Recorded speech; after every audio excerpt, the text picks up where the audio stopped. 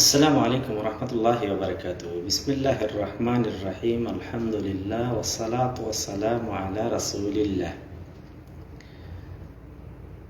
সওম ইয়াউম আরাফা, অর্থাৎ আরাফাত দিবসে রোজা।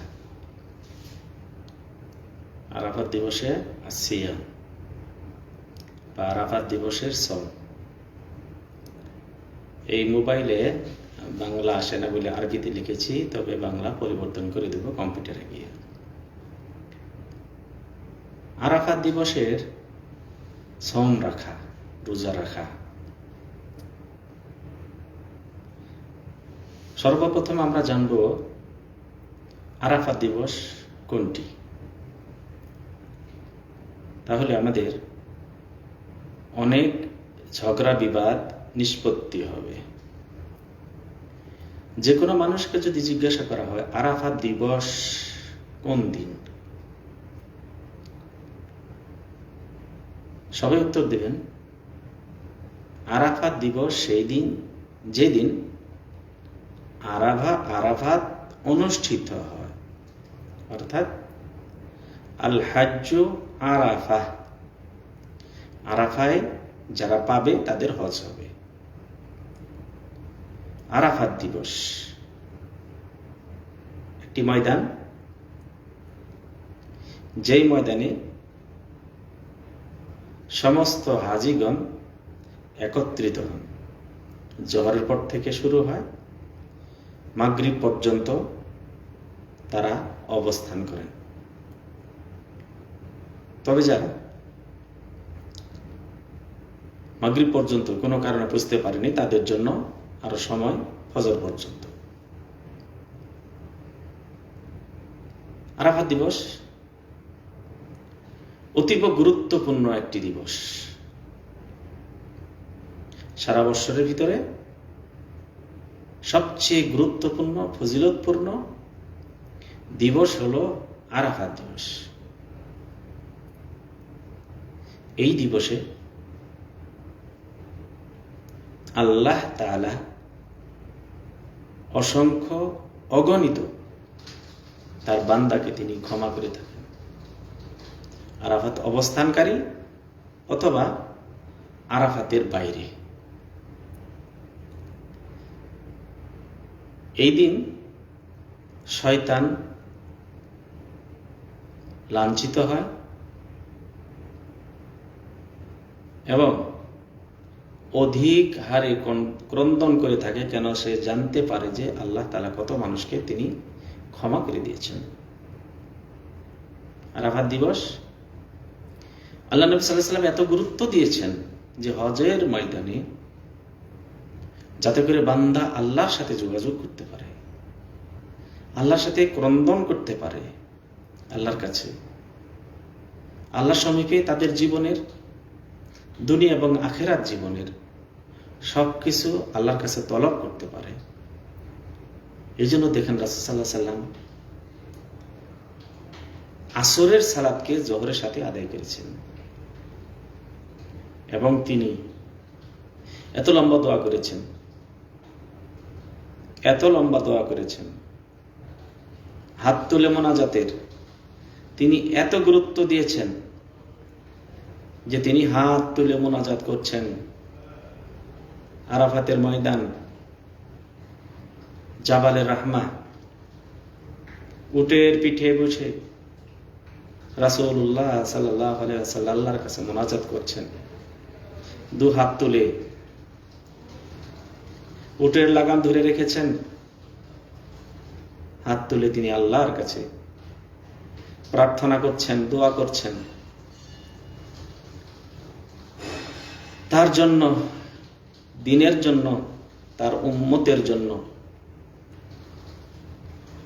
দোয়া করতে করতে হাত থেকে লাগাম পড়ে গেছে, তিনি এক হাত নামিয়ে লাগাম ধরেছেন, আর এক হাত তিনি তুলেই রেখেছেন। হাত তুলে মোনাজাত কত গুরুত্বপূর্ণ এই দিন। বিশেষ করে আপনি আরাফাতের ময়দানে আছেন, আসরের পর থেকে মাগরিব পর্যন্ত সময়টাকে, তার আগে যা আছে আপনি ঘুমের দরকার, ঝড় পর্যন্ত একটু ঘুমিয়ে নিন। আরাফাতের ময়দানে আপনি আপনি খাওয়ার আগে সেরে নিন। আসরের সময় হয়ে গেল, এরপর থেকে মাগরিব পর্যন্ত যদি পারেন মাঝে মাঝে আপনি কোরআন তিলাওয়াত করেন, মাঝে মাঝে জিকির আজকার করেন।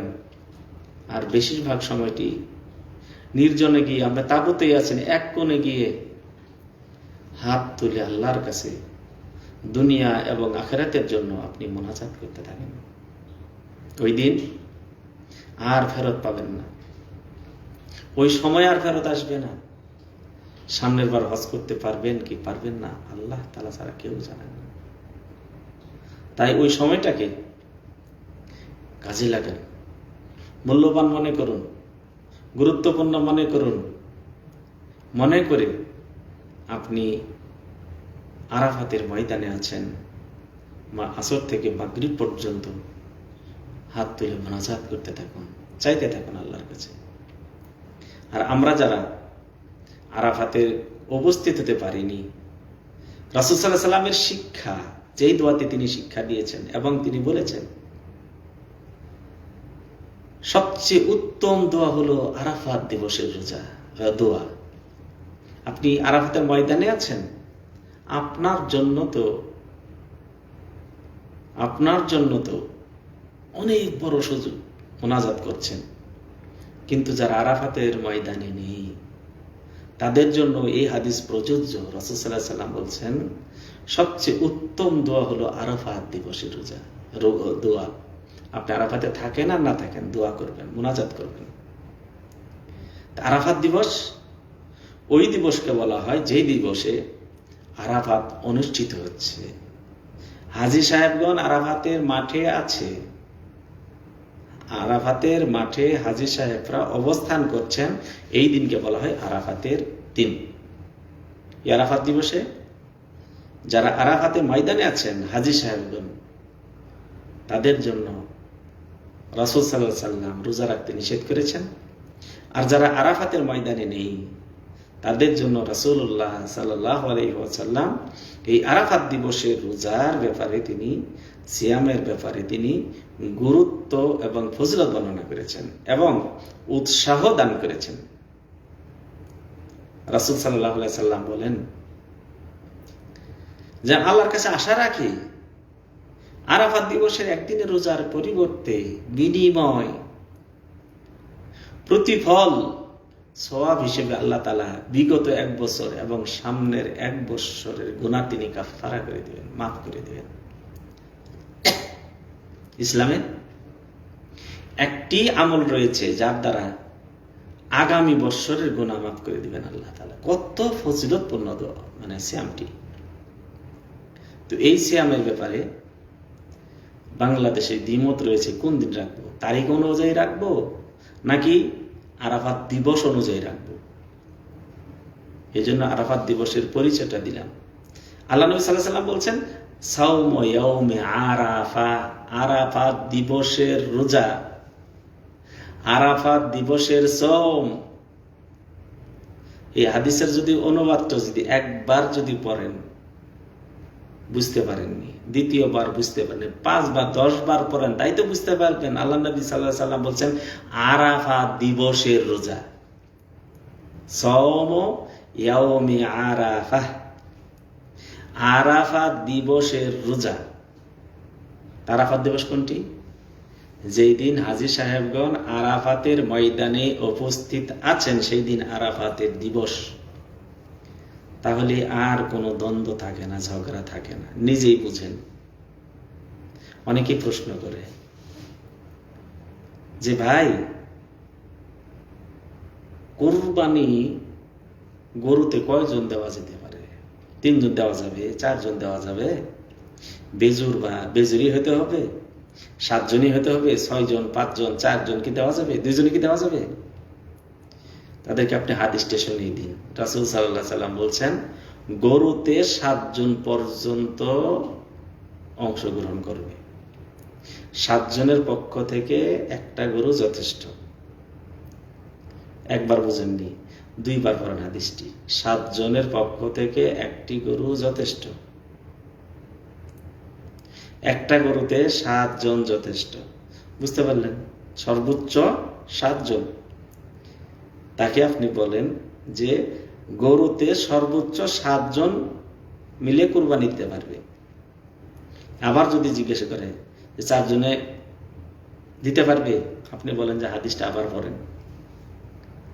আরেকজন বললো যে 5 জনে দিতে পারবে, হাদিসটা আবার পড়েন। 2 জনে দিতে পারবে, হাদিসটা আবার পড়েন। সর্বোচ্চ 7 জন, এর অর্থ কি? এর নিচে যে কয়জন হতে পারে, 1 থেকে 7 পর্যন্ত। তাহলে আরাফাত দিবস, রাসূলুল্লাহ সাল্লাল্লাহু আলাইহি ওয়াসাল্লাম বলছেন সাওমু ইয়াউমি আরাফা, আরাফাত দিবসের রোজা। তো রোজা রাখবো কোন দিন? আরাফাতের দিন। রোজা রাখবে কোন দিন? আরাফাতে। আরাফাত কোন দিন? যেই দিন হাজী সাহেবগণ আরাফাতের ময়দানে উপস্থিত হন।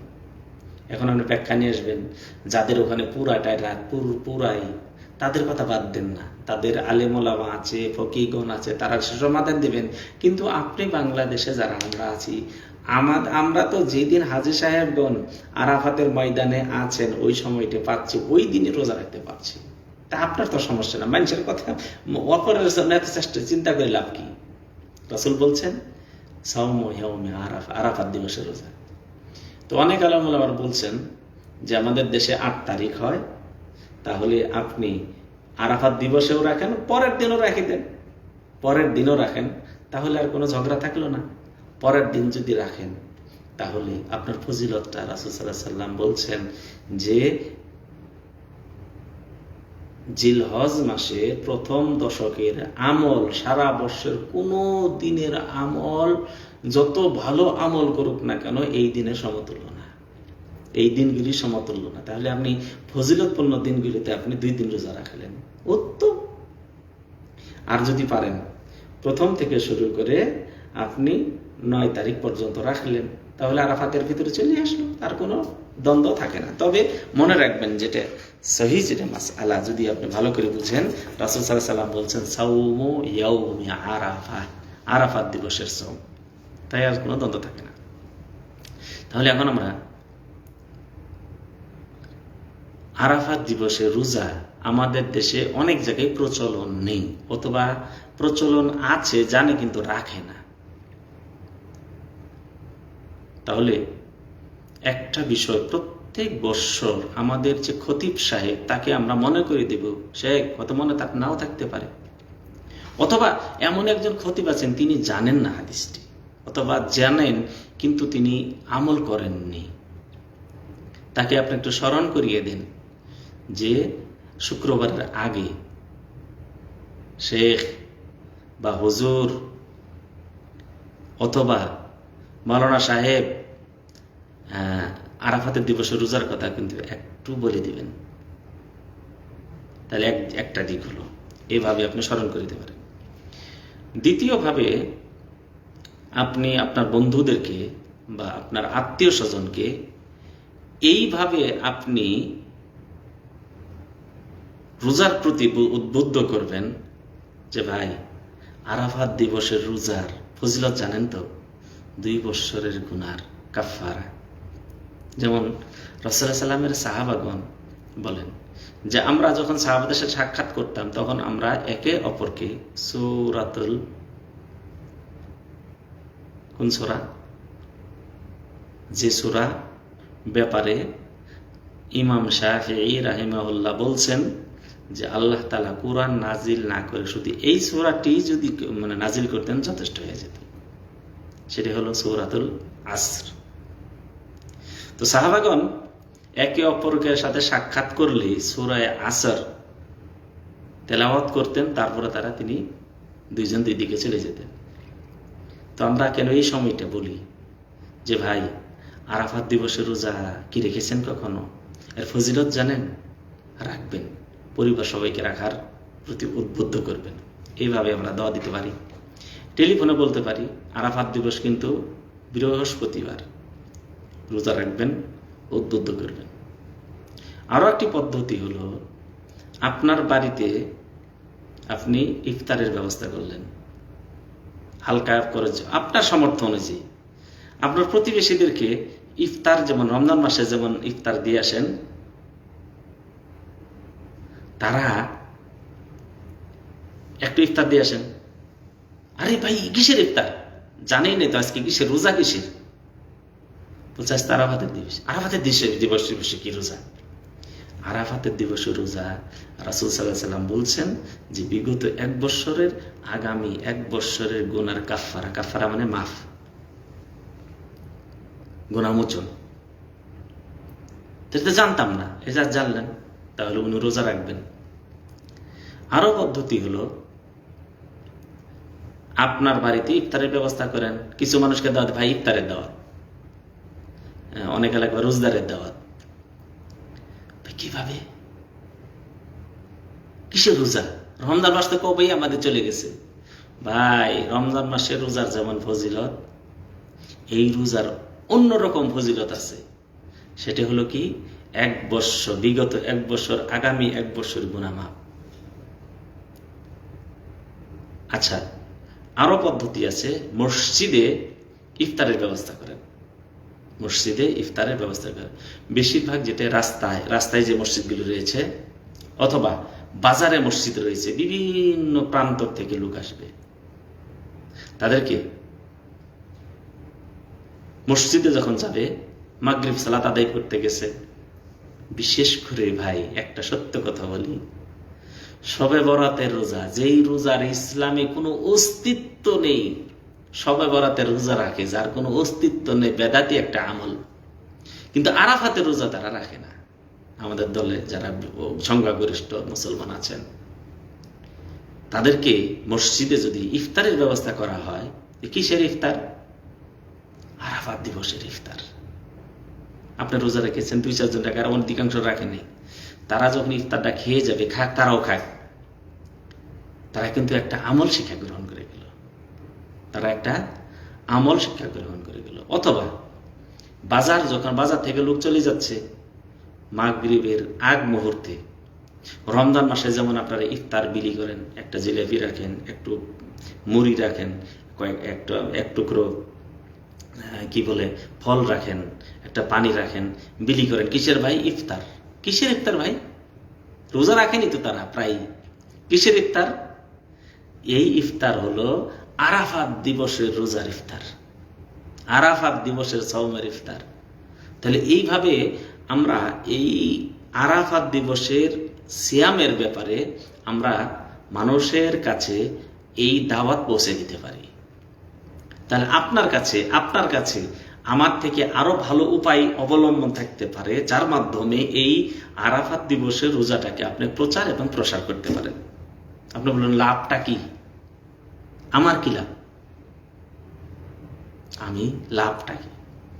আপনার লাভ হলো, রাসূল সাল্লাল্লাহু আলাইহি সাল্লাম বলছেন, কেউ যদি মঙ্গলের পথে কেউ যদি কাউকে আহ্বান করে, ওই মঙ্গলের পথ অনুসরণ করে, আমল করে, তারা যত নেকি পাবে, আপনি যে পথ দেখাইছেন আপনাকেও ততটুকু নেকি দেওয়া হবে, কিন্তু তার কম করা হবে না। তাহলে আপনার এলাকাতে কেউ রোজা রাখে না, ইমাম সাহেবকে একটা ফোন করে দিয়েছেন যে আপনি একটু বলে দিবেন। ওনার বলার কারণে মসজিদে 100 লোক এসেছিল, 100 লোক যাওয়ার পরে শতকরা 25 জন রোজা রাখছে, 25 জনের সাথে তার পরিবারের লোক রোজা রেখেছে। তাহলে এবারে এই সওয়াবগুলি পেয়ে 50 জনের আপনি সওয়াব পেয়ে গেলেন। 50 জন মানে কি 100 বৎসরের আমল।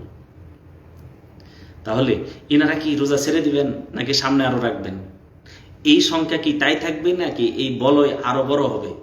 বলয়টা কিন্তু আরো বড় হবে। তাহলে এই বলয়টা যত বড় হবে, আপনি মৃত্যুবরণ করেছেন, আপনার মৃত্যুবরণের 1000 বৎসর পরেও হয়তো এই সেল চালাচালি থাকবে, আর আপনি কবরে শুয়ে এই আরাফাত দিবসের রোজার সওয়াব আপনি পাইতেই থাকবেন। আল্লাহু আকবার। সওয়াব কামানো কতই না সহজ, সওয়াব কামানো কতই না সহজ। আরাফাত দিবসের রোজা আমরা সবাই রাখবো। আর কারো কাছে যদি এই আরাফাত দিবসের রোজার প্রতি উদ্বুদ্ধ করা, আরাফাত দিবসের রোজা প্রচার করা, আমি যে পদ্ধতিগুলি বললাম এর চেয়ে যদি আরো ভালো পদ্ধতি থাকে, তাহলে আপনারা আমাকে জানাতে পারেন। ওই পদ্ধতিগুলি হয়তো আমিও ধারণ করব এবং সেগুলি আমি প্রচার করব, ওই মাধ্যম আমি প্রয়োগ করব। বাংলাদেশের যারা সৌদি আরবে আছেন বৃহস্পতিবার রোজা রাখবেন ইনশাআল্লাহ সবাই, এবং যারা আছি একে অপরকে এই রোজার প্রতি, এই সওমের প্রতি আমরা উদ্বুদ্ধ করব। বিশেষ করে আমরা আমার আত্মীয় স্বজনের সাথে তো প্রায় দিনই কথা বলি, আত্মীয় স্বজনকে এই রোজার ব্যাপারে আমরা উদ্বুদ্ধ করব, তাদেরকে প্রসার করব, তাদেরকে এই দাওয়াত দিব রোজার ব্যাপারে, এই সওমের ব্যাপারে। তাহলে আরবিতে বলা হয় মান আশা বাদাল মাউত, অর্থাৎ মৃত্যুর পরেও জীবিত। মৃত্যুর পরেও আপনি মৃত্যুর পরে জীবিত থাকতে পারেন কিভাবে? এই যে এই দিন আরাফাতের দিন। শুধু কি তাই, আপনি মৃত্যুর পরে একটা মক্তব করলেন, মক্তব থেকে 100 জন মানুষ, ছাত্র ছাত্রী কোরআন শিখলো, তারাও আবার শিখাবে। এইভাবে আপনি জীবিত থাকতে পারেন কোরআন তেলাওয়াতের ভিতরে। আপনি মৃত্যুবরণ করছেন, আপনি কোরআন তেলাওয়াত 100 জন করছে আপনার পক্ষ থেকে। আল্লাহু আকবার। আপনি কোরআন তেলাওয়াতের একটি মাধ্যম, আপনার মাধ্যমে যে কোনো উপায় অবলম্বন করে মানুষকে কোরআন শিক্ষা দিলেন। যারা শিখলো, যে কোনো মাধ্যমে একজন বেনামাজিকে নামাজি বানাইলেন, ওই বেনামাজির পরিবার নামাজি বানালো, সালাত আদায়কারী বানালো, আপনি মৃত্যুবরণ করলেন। এই যে ধারাবাহিকতাটা যত থাকবে, আপনি কবরে শুয়েও সালাত আদায় করছেন, সালাতের সওয়াব পাচ্ছেন। আল্লাহু আকবার। এইভাবেই প্রতিটি কাজ, যে কাজে আমি মানুষকে ভালো পথ দেখাবো, উত্তম পথ দেখাবো, ওই পথে যত মানুষ আসবে, আমল করবে, এবং ওই লোকের মাধ্যমে আরো লোক আসবে, ওই লোকের মাধ্যমে আরো লোক আসবে, ওই লোকের মাধ্যমে আরো লোক আসবে, এই পথ ধরবে। যত লোক ওই লোকের মাধ্যমে, আপনার মাধ্যমে যিনি শিখে আমল শুরু করেছেন তার মাধ্যমে এই ধারাবাহিকতা যতদিন থাকবে, ততদিন মনে করবেন যে আপনি যদি সালাতের দিকে দাওয়াত দিয়ে থাকেন, মনে করছে আপনার পক্ষ থেকে 100 জন সালাত আদায় করছে, তাদেরও নাকি কম করা হবে না। আপনি সিয়ামের দাওয়াত দিয়েছেন, যত হাজার মানুষ সিয়াম পালন করলো, আপনি কবরে শুয়ে আপনি সিয়াম পালনের সওয়াব পাচ্ছেন। আল্লাহু আকবার। ইসলাম কতই সহজ, দাওয়াত কতই না মহৎপূর্ণ একটি ইবাদত। দাওয়াত দেওয়া, মানুষকে আহ্বান করা সৎ পথের দিকে। তাহলে আরাফাতের দিবস, এই দিবস সম্পর্কে শুধু কি সিয়াম পালন করব না, আরাফাত দিবস সারাদিন আমরা বেশি বেশি দোয়া করব, মোনাজাত করব। আল্লাহ নবী সাল্লাল্লাহু আলাইহি সাল্লাম বলছেন, আফদালুদ দুআ ইয়াউমি আরাফা, সবচেয়ে উত্তম দোয়া হলো আরাফাত দিবসের দোয়া। আরাফাত দিবসের দোয়া, যারা আরাফাত আরাফাত ময়দানে আছে, শুধু তাদের জন্যই নয়, সবার জন্য। আর এই দিনে রাসূলুল্লাহ সাল্লাম বলছেন, সবচেয়ে উত্তম দোয়া হলো যেই দোয়াটি আমি করেছি, আমার পূর্বে সমস্ত নবী রাসূল করেছেন, এই দোয়াটি করবে। বিশেষ করে আরাফাত দিবসে উত্তম দোয়ার ভিতরে এটি হলো একটি দোয়া, লা ইলাহা ইল্লাল্লাহু ওয়াহদাহু লা শারীকা লাহু লাহুল মুলকু ওয়া লাহুল হামদু ওয়া হুয়া আলা কুল্লি শাইইন কাদির। সবচেয়ে উত্তম দোয়া, সবচেয়ে উত্তম দোয়া। আল্লাহর প্রশংসা করলেন, আল্লাহর কালেমাতে তাওহীদকে স্বীকার করলেন, আরো কত কিছু আছে এই দোয়াতে। এই জন্য এত উত্তম দোয়া। আরাফাত দিবসে এই দোয়াটা বেশি বেশি করেন। মাগরিবের আগ মুহূর্তে, আসরের পর থেকে মাগরিবের আগ মুহূর্ত আমরা বাজারে যাই, পরের দিন ঈদ বা তার পরের দিন ঈদ, বাজারে ব্যস্ত থাকি না ভাই, সময়টাকে কাজে লাগান। আসরের পর থেকে কোরআন তেলাওয়াত করেন মাগরিব পর্যন্ত, মাঝে মাঝে হাত তুলে মোনাজাত করেন, লা ইলাহা ইল্লাল্লাহ দোয়াটা বেশি বেশি পাঠ করেন।